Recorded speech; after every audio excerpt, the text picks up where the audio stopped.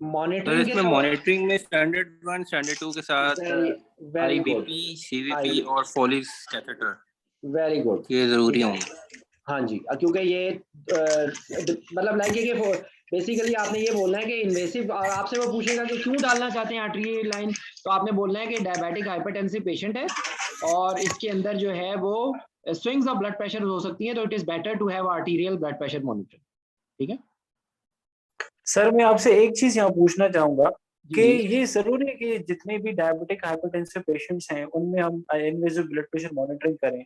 अगर किसी की हिस्ट्री मतलब 2 इयर्स की हिस्ट्री है सर, तो फिर भी तो नहीं कर, मतलब ये कि एक हिस्ट्री दे रहा है। मैं आप सब लोगों को लाउड एंड क्लियर ये बता रहा हूँ, एग्जाम के अंदर ना प्रैक्टिकली तो देखें कुछ भी करें या कुछ ना करें, ठीक है, हम यहाँ पर थोड़ा सा अपने आप को आइसोलेट करने की कोशिश करें फ्रॉम प्रैक्टिकल एंड थ्योरेटिकल। ठीक है, थ्योरेटिकली आप सिर्फ एग्जामिनर को ये बताना चाह रहे हैं कि इस पेशेंट के अंदर I can consider to have arterial blood pressure monitor.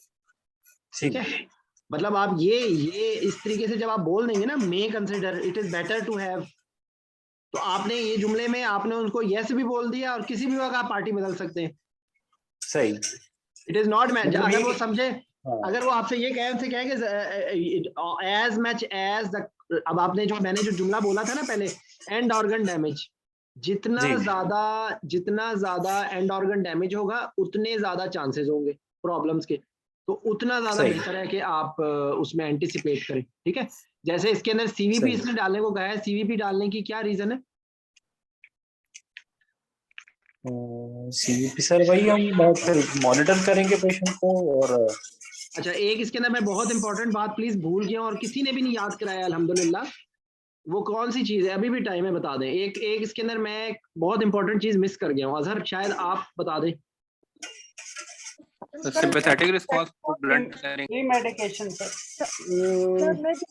Want to go for flap, मतलब फ्लैप डालना चाह रहा हो तो फिर उसके बाद हम उसको कंसीडर करेंगे कि मेडिकेशंस का कुछ पता नहीं, प्री मेडिकेशन एक सेकंड आपकी निगत, डॉक्टर निगत, आपकी आवाज बहुत कम आ रही है, मुझे समझ नहीं आया आप क्या बोलना चाह रही है। सर मैं कह रही हूँ कि मैं भी सर फ्लैप रिकंस्ट्रक्शन और पेशेंट की surgeon wants to go for that, तो हमें फिर उसको कंसीडर करना है कि हमने जो है ना पेशेंट को ओवर फ्लूइड्स नहीं देने, क्योंकि वो फ्लैप जो है ना एडिमा करवाएगा और फ्लैप के रिजेक्शन के चांसेस हो सकते हैं। देखें मैं आपको एक बात बताता हूं, हाइपोथर्मिया नहीं करना।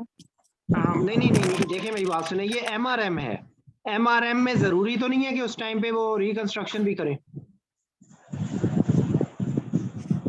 एमआरएम तो मॉडिफाइड रैपिड, क्या नाम है इसका, मॉडिफाइड रेडिकल मैस्टेक्टमी है ना? जी सर। ठीक है, अगर देखें बाय द वे, ये आपने एक बात जो बताई है, ये ऐसा होता है, कई दफा ऐसा होता है कि वो उसी में उसकी रिकंस्ट्रक्शन करते हैं ब्रेस्ट, ठीक है, विद इम्प्लांट और विद सम अदर थिंग, तो इट इज पॉसिबल। लेकिन मेरा ख्याल है कि एग्जाम पॉइंट ऑफ व्यू से आपको इतना ज्यादा इसमें करने की जरूरत नहीं। जो मैं इंपॉर्टेंट बात जो कैंसर पेशेंट के रेफरेंस से मैं भूल गया हूँ ना, वो कोई अभी भी बता दे भाई, बहुत इंपॉर्टेंट कैंसर के रेफरेंस से। कैंसर के पेशेंट्स में इनका जो है वो आईवी लाइन, जो कैंसर एंटी कैंसर ड्रग्स की वजह से जो है ना, वो आईवी लाइन के एंटी कैंसर ड्रग्स की इफेक्ट्स होंगे, लाइक आईवी लाइन डिफिकल्ट होगी और इनके जो साइड इफेक्ट्स हैं वो होंगे सर। इसके भी अलावा ये भी ठीक है, ये भी है डिपेंडेंस होगी सर, वो सेफ हैंड होगा इनका एक एक्सिलरी क्लियरेंस की वजह से। हो सकते हैं, बिल्कुल हो सकते हैं। ये ना पीछे से जिनके माइक बहुत शोर कर रहे हैं, प्लीज म्यूट करें और थोड़ा सा ऊंचा बोलें। ये जो इम्पोर्टेंट जो मैं इम्पोर्टेंट बात मिस कर गया ना, वो हाइपर कोएगुलेबिलिटी है। ठीक है, तो इनके अंदर because of hyper coagulable state embolism के चांसेस होते हैं, इसलिए ये एंटीकोएगुलेंट्स भी होते हैं अक्सर। सही। सर डेक्सामेथासोन का जो यूज हम करते हैं बाकी सर्जरीज में, कैंसर में उसको अवॉइड करना है कि क्या करना है? तैयब ये भी ना, ये बहुत सुनी है मैंने ये बात। देखो वो तो इसके अंदर डायबिटिक में भी आ जाएगा, ठीक है। तो आप इसमें Yes, ये sir. बोल सकते हैं कि there are two school of thought, some people say that it is not advisable to use dexamethasone. It's a controversial thing. Risk versus benefit, समझ आई? ये कोई हराम Okay, नहीं है। मतलब देखो dexamethasone in a diabetic patient is not contraindicated. आप कहें कि जी अगर मिसाल के तौर पे ये patient is at risk of PONV as well, okay? So if you are giving it, you can expect a little increase in blood sugar. So you can titrate it with the insulin sliding scale. अब हो गया ना? Okay sir मैंने एक book में पढ़ा था कि जो 3 सेप्सिस, डायबिटीज और कैंसर, इसमें डक्सा जो है ना, इसको हमें थोड़ा अवॉइड करना चाहिए। आप बिल्कुल बता दें उनको, या आप बता सकते हैं कि रिस्क वर्सेस बेनिफिट, ठीक है। ओके। और ये जो मैं जो बता रहा था ना, वो क्योंकि असल में इस वक्त हम हाइपरटेंशन और डायबिटीज की डिस्कशन नहीं कर रहे थे, इसलिए मैं शायद वो अब जुमले में 1-2 बातें मिस कर गया हूँ। उसके अंदर आपने जो डायबिटीज का control and side effects of the medicine, ये आपने उसी जुमले के अंदर साथ जमा करना है। सही, ठीक है, ये मैं मिस कर गया हूँ। तो बेसिकली, और आपको देखें ये जो अब आपको हिस्ट्री में कैसे फिट करना है, आप ये कहें कि I will evaluate the patient on the basis of history, examination and investigation, and like in the form, in that way I will be able to know how is the severity, how is the control, how is the end organ, how much is the end organ damage. ये अब अगर आप इतना जुमला बोल देंगे ना, तो आप में इसकी सारी चीजें कवर हो जाएंगी। अगर मिसाल के तौर पे उसकी की में होगा तो वो आपसे अलग डिटेल से पूछेगा, वरना जरूरी नहीं है कि उनकी की, क्योंकि देखें ज़हन में रखें, ये मैं सब लोगों को मैं रिक्वेस्ट करता हूँ, 5 मिनट होते हैं टोटल, ठीक है। 5 मिनट में 1 मिनट जो है वो सवाल पूछने में लग जाएगा तकरीबन। आप चलो उसको भी हटा दें, आधा मिनट तो लेगा ना एग्जामिनर सवाल पूछने में, तो 4.5 मिनट में आप कितना बताएंगे? आप मुझे बताएं, इस सवाल का जवाब आपने 4.5 मिनट में देना है। अगर आप लंबी लंबी कहानियां सुनानी शुरू कर देंगे कि मैं हिस्ट्री लूंगा, मैं एग्जामिनेशन करूंगा, मैं ये करूंगा, मैं वो करूंगा, तो टाइम तो उसी में गुजर जाएगा। तो एग्जामिनर फिर आपको, मैं ये नहीं कहता हूँ कि आप इस बात पे फेल हो जाएंगे, लेकिन उसका नुकसान ये होगा कि आपको जो बातें बतानी है वो आप बताएंगे नहीं, जो आपको नहीं बतानी है जिसमें आप टाइम जाया कर देंगे खामखा, ठीक है। तो मेक अ हैबिट कि जब आपसे सिनेरियो बेस्ड क्वेश्चन पूछें तो आप उसके अंदर मेन कंसर्न्स, उसके आपको सबसे बड़ा फायदा ये होगा कि later on in next 3 minutes you will feel confident that you know you have told the examiner, ठीक है ना। तो ये इसमें कंसर्न है, ये बेसिकली चीज है। तो आपके दिमाग में ये, अगर कोई सर्जरी ऐसी आ गई है कि जो एमरजेंट है, या कोई ऐसी सर्जरी आ गई है जो प्रोन पोजीशन में, तो आप कंसर्न में आप बता देंगे तो वो आपको फायदा हो जाएगा ना। हाइपरटेंसिव डायबिटिक पेशेंट आ गया तो आप इन्वेसिव लाइन बता दें। अब जिसने ये सवाल पूछा है कि हर में मैंडेटरी, तो मैंडेटरी नहीं है, जरूरी नहीं है, लेकिन आप एग्जाम में तो आपने उनको ये बताना है ना कि it is better to have invasive blood pressure monitoring to have better control on haemodynamics, ठीक है। तो ये बेसिकली है। अच्छा, अगला क्वेश्चन जो है ना वो ये, इस क्वेश्चन के अंदर और कोई चीज रह गई है? देखें ये जो ब्लॉक्स है ना, जितने भी, आपको कोई डिटेल नहीं पूछेगा, पूरा सिनेरियो नहीं आ जाएगा टेक्स्ट ब्लॉक पे, आपको सिर्फ इतना पता होना चाहिए कि किस अच्छा जगह। सर, एक चीज है। हाँ। जी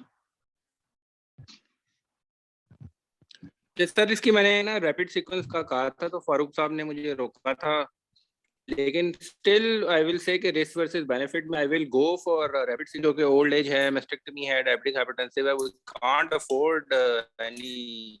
अच्छा, मुझे एक बात बताना, अब आप इसमें यही बात रिस्क वर्सेस बेनिफिट में गो फॉर रैपिड सीक्वेंस। मेरी बात सुनो, मैं आपको एक बात बताता हूँ। Rapid sequence induction in diabetic patient में क्या प्रॉब्लम भी कोई होती है?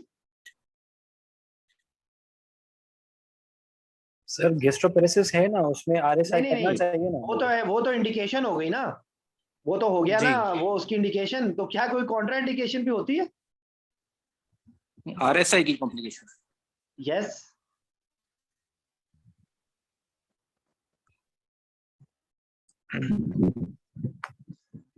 सर एस्पिरेशन ही होती है आरएसआई में, अगर एस्पिरेशन से तो प्रिवेंट करते हैं, एस्पिरेशन से तो प्रिवेंट करते हैं ना। मैं देखें, मेरी बात सुने, एक पेशेंट है सर, सेक्स का अपना एक साइड इफेक्ट है जो पोटेशियम बढ़ाता है सर। जी सर ये 1.5 MEQ ये जो है तो सवाल का जवाब बढ़ाता नहीं है। है। थैंक यू वेरी मच, ये जवाब नहीं है। फिर सर तो सर दूसरा जो है गैस्ट्रोपेरेसिस सर, तो वो तो इंडिकेशन है।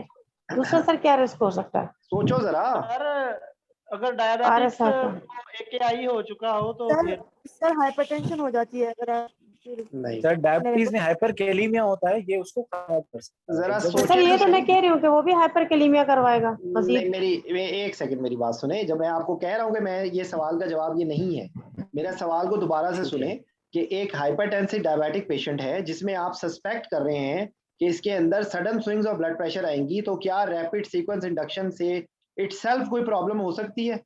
अब मैंने इतना खोल के सवाल इनस्टेबिलिटी, जी सर, सर हो सकता है ना, देखें जब रैपिड सीक्वेंस इंडक्शन होती है तो यूजुअली पेशेंट इतना डीप नहीं होता, तो there may be definitely swings आएंगी blood pressure. Stress response sir. नहीं, देखें मेरी बात सुन, इसके अंदर जो है जब आप रैपिड सीक्वेंस इंडक्शन में you give pre calculated doses which can be more which can be less, तो यूजुअली इनके अंदर अगर आप ठक करके आपने बहुत ज्यादा 200 प्रोपोफोल दे दिया है तो उसके अंदर सडन हाइपोटेंशन होता है ना, प्रैक्टिकली भी यही बिल्कुल होता है सर। तो इसलिए आप ये बोल दें मॉडिफाई, उसमें ये बोलें कि ये एक कंसिडरेशन है, ये एक कंसिडरेशन है, I will see how what is the condition of the patient and I will individualize the approach. Aspiration risk is one thing and sudden hemodynamic collapse is other thing.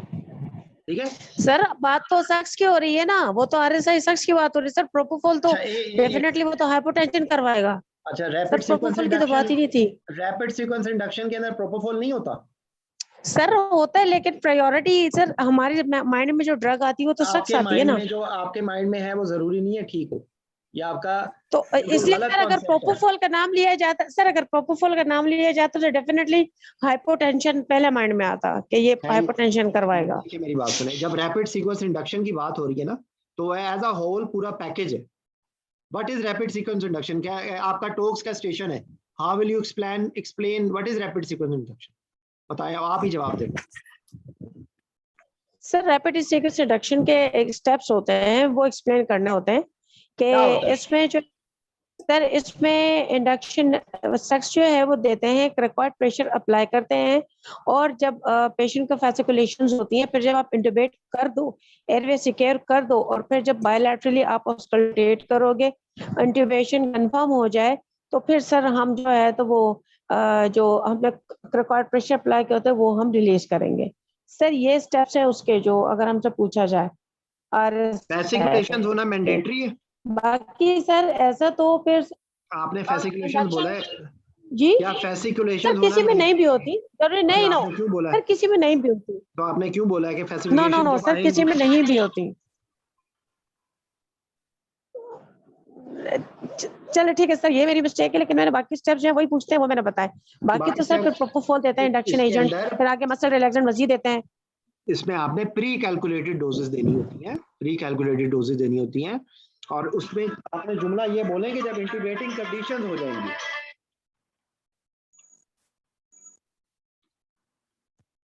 ठीक है, इंट्यूबेटिंग conditions. ठीक है, तो ये basically बताने का मकसद ये है कि हर देखें वहां पर अगर आप वन डायमेंशनल बात करेंगे ना तो आप फंस जाएंगे। Try to cover both sides of the story.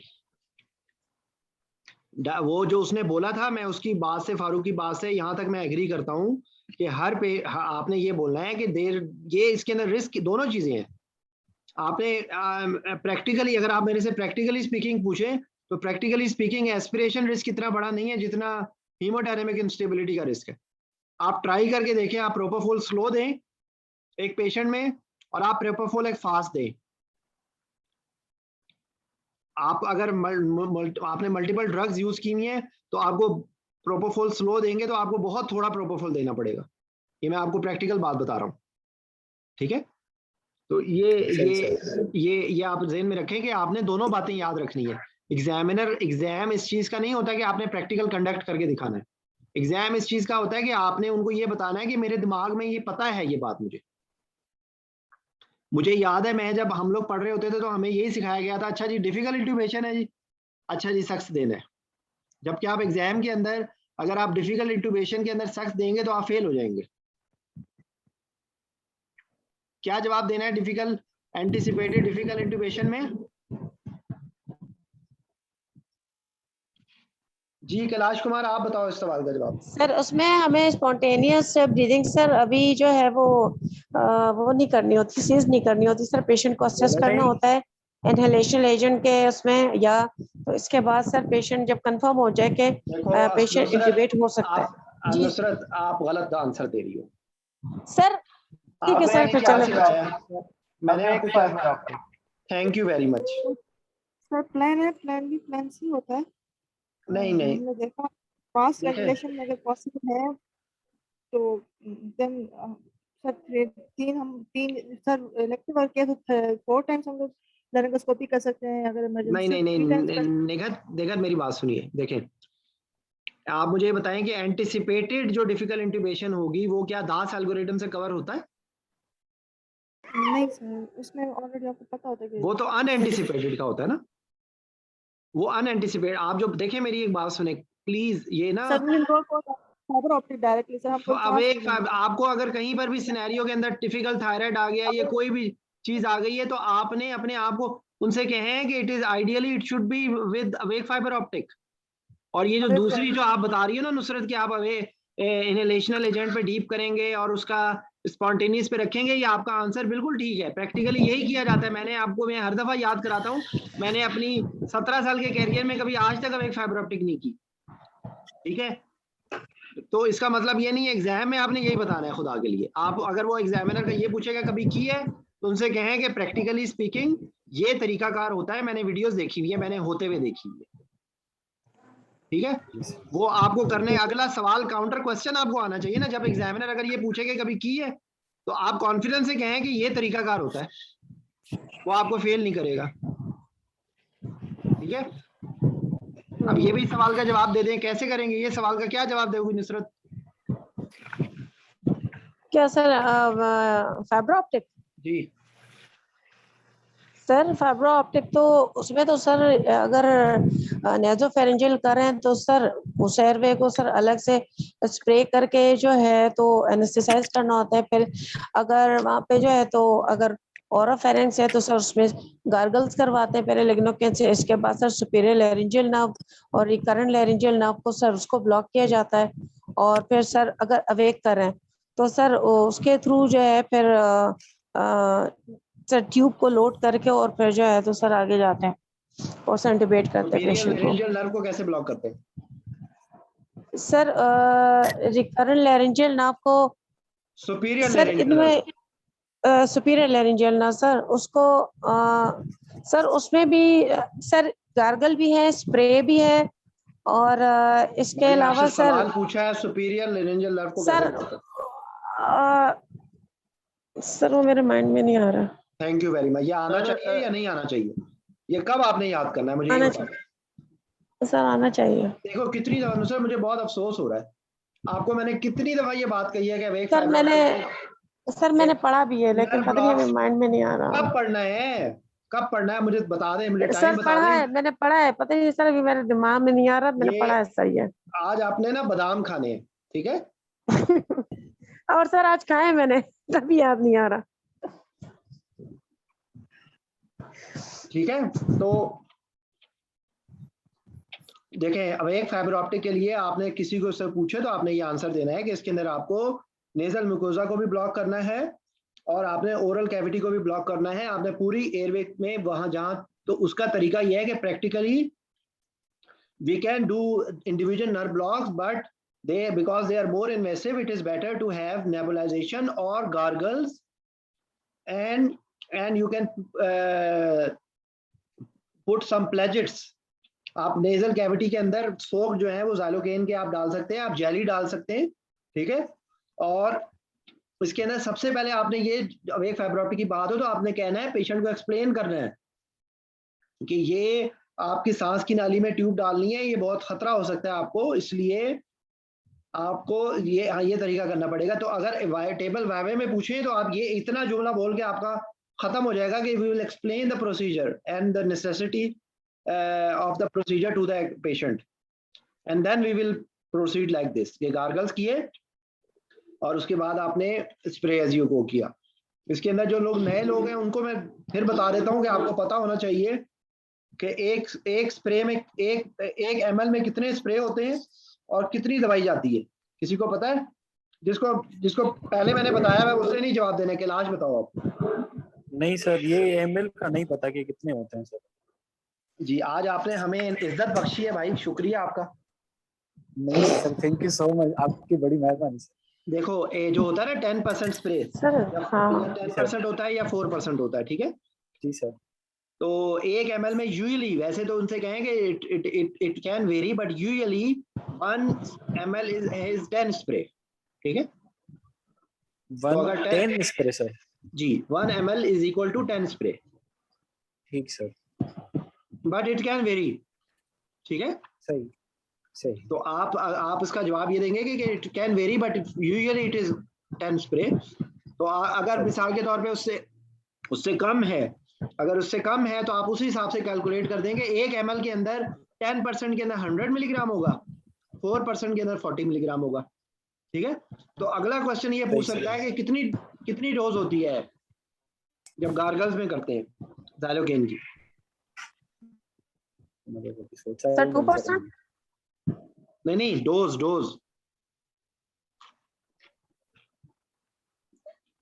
Doctor निगत आप बताएं, आपको पता है तो?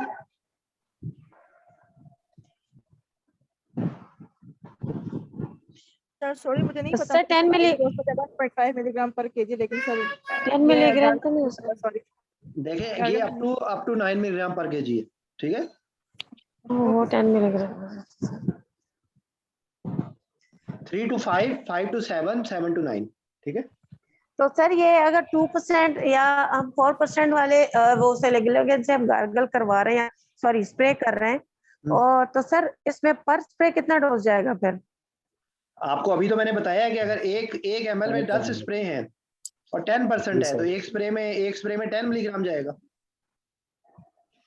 10% है, ठीक है सर। ठीक है, सही, एक ठीक ml में है। आपको पता चल गया ना, तो आप उसको डिवाइड कर देंगे स्प्रे नंबर ऑफ स्प्रे से, तो हो जाएगा। ठीक है, ठीक है। तो और सर ये जैसे इसमें अभी आपने कहा ना कि जो है, तो अगर हम फाइबर ऑप्टिक करें तो हमें नेजल मिकोजा और ओरल कैविटी दोनों को हमें करना पड़ता है, जबकि सर मैंने जूलियन बार्कर में जो पढ़ा है, मैं उसमें ये है कि अगर हम देखो नुसरत मेरी बात सुनो, नेजोफेरिंजियल करें। आपको सर पता है कि मैं कभी भी किसी एक किताब को कोट करने को मैं मना करता हूँ। नहीं सर, मैं आपकी बात नहीं कर रही, मैं अपनी बात कर रही हूँ कि जैसे मैंने उस चीज में, तो इसका मतलब ये है कि हमें दोनों का रेफरेंस देना चाहिए, यानी ओरल और मिकोजा दोनों का, नेजल का। जी, आप एग्जामिनर को ये बताना चाह रही है कि मुझे पता है कि मुझे बताओ कि ज्यादा टॉलरेबल कौन सा है, नेजोफेरिंजियल। अब एक फाइबर ऑप्टिक यूजुअली होती है नेजोफेरिंजियल है। जी सर। वरना उसके मुंह में डालना पड़ेगा, गैग लगाना पड़ेगा, वो ज्यादा कंफर्टेबल होगी या ये ज्यादा? ठीक है, लेकिन आप उसमें ये दोनों ऑप्शंस बता दें, it can be nasopharyngeal, it can be oropharyngeal. ठीक है, सही। देखो अगर आप किताब को छापा मारोगी ना तो कभी वाइवा सही नहीं होगा। जितनी किताब से निकल के प्रैक्टिकल करके करोगी उतना ज्यादा बेहतर होगा। ठीक है, ठीक है सर। अरसलान माशाल्लाह हमारा बहुत एक टैलेंटेड कोलीग है। अरसलान कोई पॉइंट, कोई मैंने चीज मिस की हो तो प्लीज पॉइंट आउट करो सर। अरसलान आवाज आ रही है आपको? जी सर आ रही है। नहीं सर, मेरे ज़हन में कोई चीज नहीं आ रही सर। वो जिस तरह होता है ना चौधरी का शेर, ये मेरा शेर है, ठीक है ना? अच्छा। ये इंशाल्लाह जब मार्केट में आएगा ना भाई, सारे जो लोग वाइवा दे रहे हैं ना, अब ये उन लोगों को सबको पछाड़ देगा ये। क्या बात है सर। सर मैंने एक बार पढ़ा था कि हमें इस तरह से बताना चाहिए कि जो हम अभी फाइबर ऑप्टिक में यूज कर रहे हैं, एक तो सर हम टॉपिकल यूज करते हैं एनेस्थेसिया, जिसमें हमारे पास स्प्रे हो गया। उसके बाद सर हम वाया थ्रू जो हम फाइबर ऑप्टिक डालते हैं, उसके थ्रू वाया थ्रू एपिड्यूरल डालते हैं, उसके थ्रू हम जो है वो करते हैं। उसको क्या कहते हैं? स्प्रे एज यू गो का क्या मतलब है? स्प्रे एज यू गो का यही मतलब है ना? टेक्निक मुझे याद नहीं गया कि कैलाश आपकी आवाज कट रही है। स्प्रे एज यू गो का यही मतलब है ना, कि आप स्प्रे करते जाएं और आगे बढ़ते जाएं, स्प्रे करते जाएं और आगे बढ़ते जाएं। ठीक है, ठीक, तो मतलब एक हो गया सर नेबुलाइजेशन, दूसरा स्प्रे, कैलाश हेलो। आपकी आवाज कट रही है। अच्छा, अभी सही है सर? जी मैं कह रहा था सर कि हमारे पास अब 3 टेक्निक्स हो गई। एक लोकल एनेस्थेटिक जो नेबुलाइजेशन करवाते हैं, दूसरा हमारे पास स्प्रेडिंग टेक्निक आ गई, तीसरा हमारे पास ब्लॉक टेक्निक हो गई। हाँ फिर किस तरह बता सकते हैं। देखिए सेफ्टी, वहां पर आपने सेफ्टी प्रोफाइल बताना है, आपने कहना है कि we will calculate the safe dose. देखिए अगर आप किसी जो वेट के हिसाब से होगी ना, तो आपने सिर्फ ये बोल देना है कि we will be carefully calculating the dose, ठीक है। सही और ये भी जो मैं 7 to 9 बोल रहा हूँ, ये इस तरह कोड करने के बजाय आप इस तरह बोले तो ज्यादा बेहतर है कि because this is only topical and patient is gargling and some of the dose is coming out, even some of the dose is even spitting out, so that's why we can use slightly higher dose. आपने जरूर अपने मुंह से ये बात पढ़नी है। आपको पता है ये ज्यादातर किताबों में नहीं लिखा हुआ, तो अगर कोई एग्जामिनर को खर दिमाग हुआ वो कहेगा अच्छा ये इतनी ज्यादा डोज देनी है, समझ आई। तो आपने अपनी बात को इस तरह से बताना है, आपने कोई किसी को इम्प्रेस नहीं करना खुदा के लिए, आपने इम्प्रेस करना है सेफ आंसर से, आपने इम्प्रेस करना है ऐसे आंसर से कि आप किसी भी वक्त सियासतदान की तरह फांसी पर लट के दूसरी तरफ चले गए। अगर आपने वन डायमेंशनल जुमला बोला तो आप फंस जाएंगे, अब आपके पास वापसी का रास्ता नहीं है, ठीक है। अगर मिसाल के मैं इसकी एग्जांपल देता हूँ कि मैं सब लोगों से बात तो बहुत दफा डिस्कस कर चुका हूँ कि एक पेशेंट है, उसको माइट्रल ये क्या नाम है इसका, वो है एक्लिम्शिया, प्री एक्लिम्शिया है, तो उसके अंदर कोई बंदा अगर एपिड्यूरल बोल दे या कोई बंदा स्पाइनल बोल दे या कोई बंदा जीए बोल दे, कहे कि ये मैं करूंगा, उससे वेतन से कहें कि in this patient every technique has its pros and cons, so I will individualize the approach on the basis on that particular patient. If there is coagulopathy, if there is any chance of coagulopathy, I will not go for regional anesthesia. I will prefer to have general anesthesia. Yes, there will be concern of sudden increase in blood pressure because of exaggerated hypertensive response, but I will be able, I can control it with the use of opioid and beta blocker and this and that.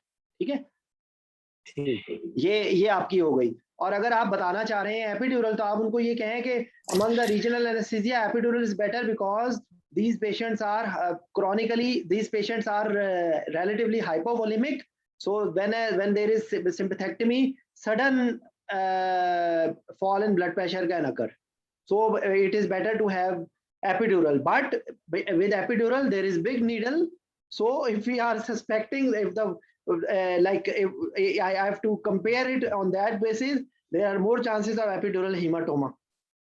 There are less chances of epidural hematoma when you are using 27 or 29 gauge pencil point needle. समझ आ गई बात? अब आपके answer को कुछ कह नहीं सकता, तो आप लोग इस तरह का आंसर दें। यही हाल वैल्वुलर हार्ट डिजीज में, कि वैल्वुलर हार्ट डिजीज के आंसर में भी आप इसी तरीके का आंसर दें। अब वैल्वुलर हार्ट डिजीज के आंसर में कहा जाता है कि रिगर्जिटेशन के लिए आप स्पाइनल एपिड्यूरल लगा सकते हैं, ठीक है, लेकिन उसमें प्रॉब्लम वही है कि आप अगर ये बात कहें कि भाई इसके अंदर मुझे ये कंसर्न है, पेशेंट एंटीकोएगुलेंट्स पे है, तो yes we can stop it and manage it, but if I don't want to take a chance I will prefer general anaesthesia, so because I will have better control on haemodynamics, ठीक है। तो ये आपका जुमला जैसे आप बोल रहे हैं इस पर डिपेंड करता है, ठीक है।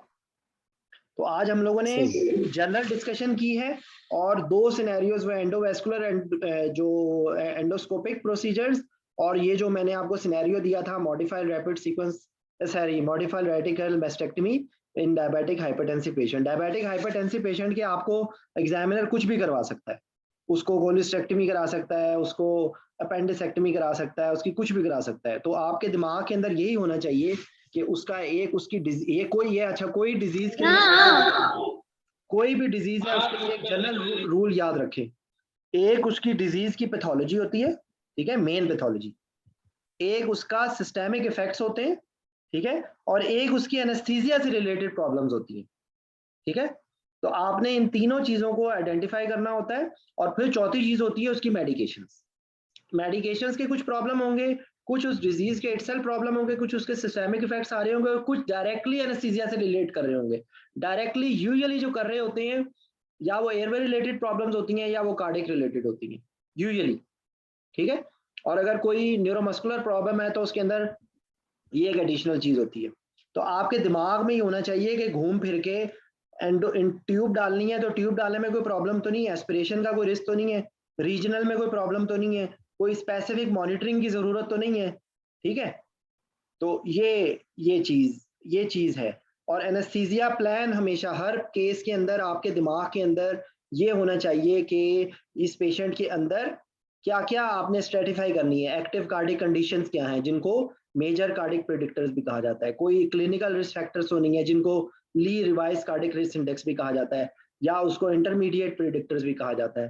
फिर उसके बाद आपने देखा कि ये अगर हार्ट फेलियर है तो ये न्यूयॉर्क हार्ट एसोसिएशन की किस क्लास में है, अगर एंजाइना तो है तो वो कैनेडियन क्लास किसके अंदर है, ठीक है। फिर उसके अंदर आपको अगर लिवर की प्रॉब्लम बतानी है तो आप उसको ये कहें कि वो चाइल्ड पुक्स स्कोर के में कहीं ना कहीं फिट होगा, वो कि वो चाइल्ड पुक्स ए है, चाइल्ड पुक्स बी है या सी है। अगर वो रीनल कोई प्रॉब्लम है तो आपने देखना है कि इसके अंदर कितने रीनल रिस्क फैक्टर्स हैं। इसके अंदर एनेस्थेटिक रिस्क फैक्टर जब भी बताने हो तो आप इस तरह डिवाइड कर सकते हैं कि पेशेंट रिलेटेड और सर्जिकल रिलेटेड और एनेस्थेटिक रिलेटेड, ठीक है। तो आपको पता चल जाएगा कि इसके अंदर क्या क्या चीजें, जैसे एनेस्थीसिया रिलेटेड क्या है, renal risk factor hypotension, hypovolaemia, ठीक है, और आप कोई एनसेड्स दे रहे हैं तो वो रीनल रिस्क है, ठीक है। तो इस तरीके से आपने जब प्री ऑपरेटिव आपका असेसमेंट होती है उसका मकसद क्या होता है, उसका मकसद ये होता है कि आपने कार्डिक रिस्क फैक्टर्स निकाले, रीनल रिस्क फैक्टर्स निकाले, पल्मोनरी रिस्क फैक्टर्स क्या है जी, अपर एब्डोमिनल, वो भी इसी तरीके से है, सर्जरी रिलेटेड, पेशेंट रिलेटेड और एनेस्थेटिक रिलेटेड। उसके अंदर कई चीजें आ जाती हैं, उसके अंदर लो एल्ब्यूमिन लेवल आ जाता है, कोई सीओपीडी है पेशेंट को, या आप कोई ऐसी दवाइयां दे रहे हैं जैसे वो use of opioids is a pulmonary risk factor, क्योंकि patient can have respiratory depression, ठीक है। तो इस तरीके से आप चीजों को निकालते जाएंगे, ठीक है। पीओएनवी का रिस्क फैक्टर तो नहीं है, एस्पिरेशन का रिस्क तो नहीं है, पोजीशन रिलेटेड कोई प्रॉब्लम तो नहीं है, ठीक है। तो आपने हर पेशेंट के अंदर ये चीजों को स्ट्रेटिफाई, पेशेंट ऑपरेशन के बाद कहाँ जाना है, ऑपरेशन के बाद क्या डे सर्जरी होनी है, क्या इलेक्टिव वार्ड में जाना है, क्या एचडीयू में जाना है, आईसीयू में जाना है, ठीक है। ये मैं बातें असल में न्यूमरस टाइम रिपीट कर चुका हूँ, तो मैं जस्ट फॉर रिवीजन मैं दोबारा बोल रहा हूँ, क्योंकि आप कोई भी एनेस्थीसिया की मैनेजमेंट बताएं, यही लॉन्ग केस है आपका, यही आपका टेबल वाइवा है, यही इसी चीज के गिर्द घूम रही है सारी चीजें। क्या आपने पेशेंट को इंडक्शन कैसे करनी है, आपने मसल रिलैक्सेंट कौन सा देना है, आपने इंडक्शन एजेंट कौन सा देना है, आपने स्टैंडर्ड 1 स्टैंडर्ड 2 के अलावा कौन सी मॉनिटरिंग करनी है, आपने फ्लूइड कौन सा देना है, आपने मल्टी मोडल एनाल्जेसिया कैसे देना है, आपने एक्सट्रूबेट कैसे करना है, ठीक है। और पहले जो प्री ऑपरेटिव चीजें थी वो ये थी कि भाई अगर कोई खास किस्म का केस है जिसके अंदर बहुत ज्यादा ब्लड ट्रांसफ्यूजन की जरूरत है तो आप उसके लिए रैपिड इन्फ्यूजर सिस्टम का नाम लें, आप ब्लड वार्मिंग डिवाइसेस का नाम लें, आप सेल सेवर का नाम लें, आप पोजिशनल स्ट्रेटजीज का नाम लें, ये आपका ब्लड कंजर्वेटिव रिलेटेड चीजें, ठीक है। अगर कोई बहुत मोटा पेशेंट है तो आप लॉजिस्टिकली कहेंगे कि भाई इसको स्पेशल किस्म के इक्विपमेंट की जरूरत है, इसको स्पेशल किस्म की डिवाइसेस की जरूरत होगी, स्पेशल किस्म की टेबल की जरूरत होगी, ज्यादा मैन पावर चाहिए होगी शिफ्टिंग करने के लिए, ठीक है।